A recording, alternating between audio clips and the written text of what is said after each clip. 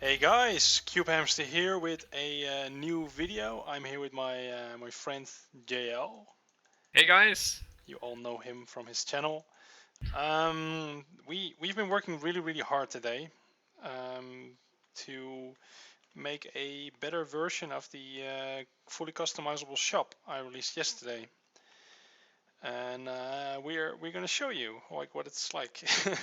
it's Yeah, uh, It's a 3 wide, 4 wide tileable design, and I'll explain what I mean by that in a moment. Um, it uses the same circuit mechanics as the original one, so we have the green circuit for the input and the purple circuit for the output ratio. It can do any ratio. It has an indicator showing that the stock is full. That's something that you guys suggested in the comments, so I added that. We have a light showing that it's processing, and we have a little ding dong sound when it's done. and actually the processing part was one of the hardest to get done, since it's not that easy to actually figure out if the machine is still running, but yeah, I think it's working quite well. And with the 4 byte but 3 byte stackable, what we simply mean is that it's like one slice of it is actually 4 byte, but they just fit in together so smoothly that they actually you can tile it every 3 blocks. But yeah, it's kind of interesting.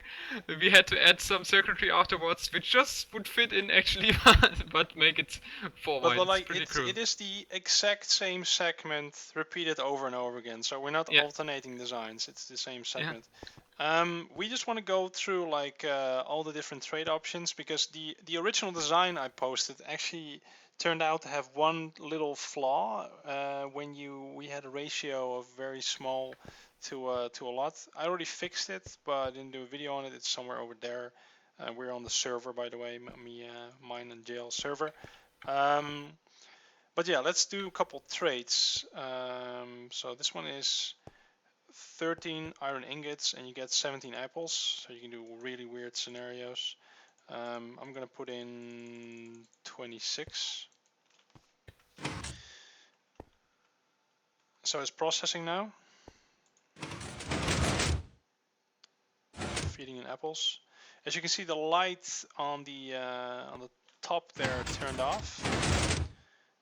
That's because I made the stock be empty. As you can see, if the stock gets below 128, you can customize that. It will ding dong.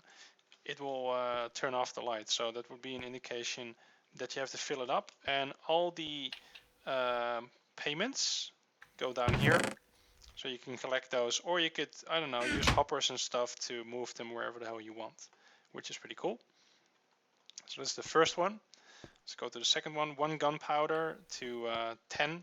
So it's a 1 to something ratio. Actually, I'm going to do 1 first. So just to show that it can handle a single item. This was one of the things that the previous design had a little trouble with. There you go, 10 arrows. Now let's do 3. Light goes Yeah. on again. I actually like that it takes a little time to process stuff. It's like, well, you could easily add this to an adventure map as well, where actually you need to figure out whether you want to spend a little time on it or just for more expensive trades. It's like in many simulation games, trading does actually do take some time, and I don't know. I'd actually like that it's not instant. It's cool, Yeah, it's somewhat cool. different from the villagers. And I mean, it's reasonably fast. The items how fast they get fed into the hopper. So this is something you can't actually do with villagers. I have a 150 rotten flesh for 1 diamond sword. Now that's probably gonna take a bit. So that's 128. I'm gonna need 22.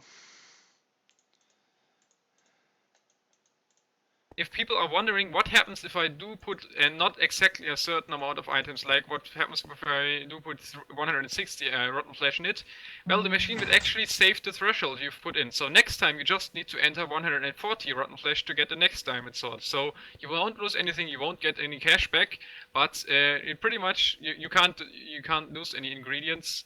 You will always it will always save the amount of items which are in there, and just every 10 or 150 or what number is printed on the sign items, it will spit out another item. Pretty cool. Exactly. This one's going to take a while, so I'm going to already continue to the next one, which is the other way around. A very small amount for a very large amount. So I'm going to get some buckets. Now, obviously, you can't middle click in the survival. Let's get some sand. And the reason I'm using buckets here is just to show, because a bucket is a 16 stackable item, which is different than the other ones, but it can also handle those sort of processing. Now, Yeah, if you're thinking like this looks really complicated, and how the hell are we going to do this in survival? JL is actually going to do a tutorial on his channel. Yeah.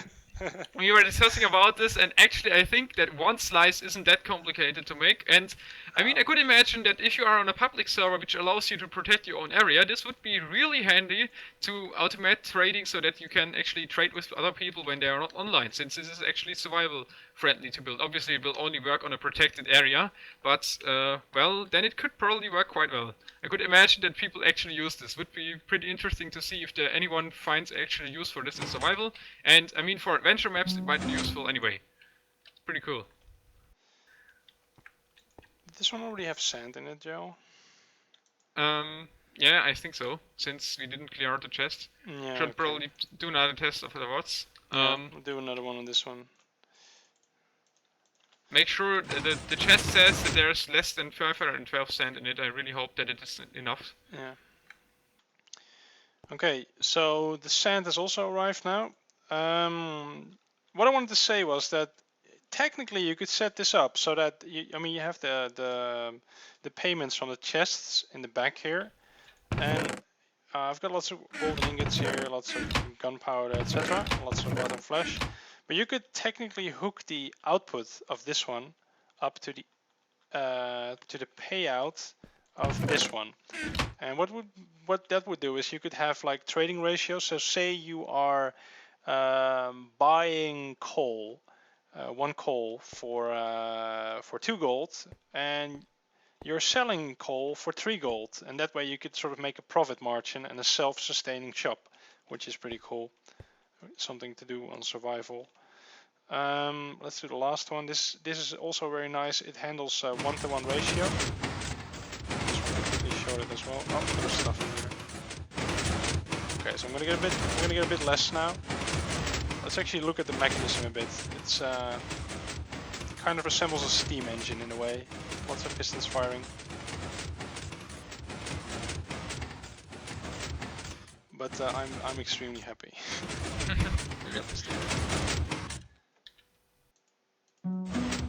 Ding dong. Let's do a smaller amount.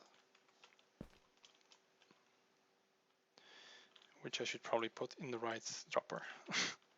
The reason we are putting using droppers here instead of chest is that if you have a chest here, you could actually access the hopper below and mess with the filter. But as you can see, the droppers themselves don't actually spew out the items.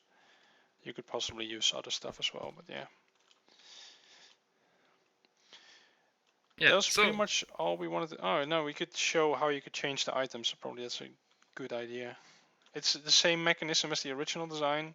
So we have the purple circuit, which is the output ratio, and the amount of redstone dust or whatever item, and an extra token item. So now the ratio on this is 1. And if I wanted to change that, I would just have to change the amount of redstone dust in there. And on the green circuit, the input, the same deal. So input ratio is 1. You can also change that. We'll handle anything. And what you want to do in order to activate it is you want to go to this chest, and you want to add like the items in there. You want to keep adding an item until it processes. And then once it processes, it has been set up. Like you can use it from there on. That was pretty much it, right? Yes, I'm going to get more in detail about how to actually set up the certain amount of items you need to put in the tutorial, obviously, and yeah, I'm hoping to get this out soon. It's just like, yeah, I'm curious to see if this will actually work out to make a tutorial for this. Obviously, there will also be a world download available for the ones who just want to MC edit this into any kind of map, but yeah, I'm curious to see if there's anyone who is actually going to build like a small shop of this in survival. I know it's hard, but it would be so cool. It would be extremely epic, yes. Yeah. No, one last thing. I mean, this is a collab, and me and JL worked really, really hard, and JL is awesome. So if you guys could do me a favor, I'll put an annotation in the comments linking to his channel, and if you could click subscribe on his channel. I mean, he does awesome videos. You should be subscribed to him. That'd be very, very cool. Thank you a lot. So yeah, thanks for watching. Download link in the description. Leave a like if you like it. Share it with your friends, and we will see you guys later. Bye. Bye bye.